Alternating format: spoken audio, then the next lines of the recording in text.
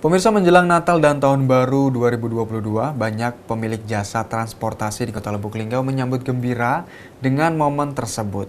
Karena kemungkinan besar jumlah penumpang akan meningkat dibandingkan hari biasanya.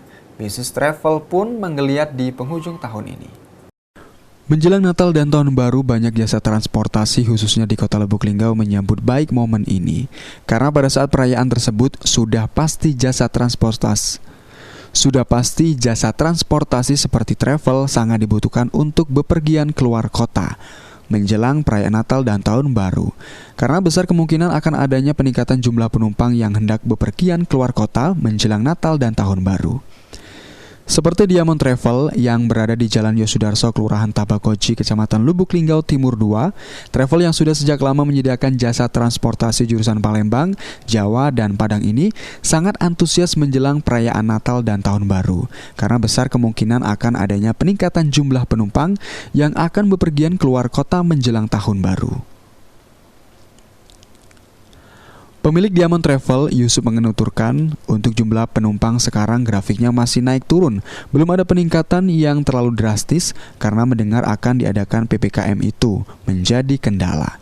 Untuk jumlah penambahan mobil sudah kami persiapkan sebelumnya dan harapan kedepannya dapat memberikan pelayanan yang terbaik untuk penumpang yang menggunakan jasa travel. Untuk penumpang saat ini kan grafiknya kita kan naik turun.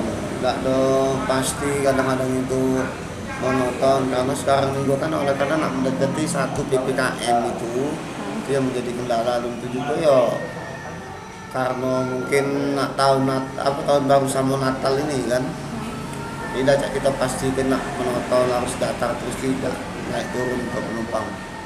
Untuk segi sama tadi penumpang armadanya?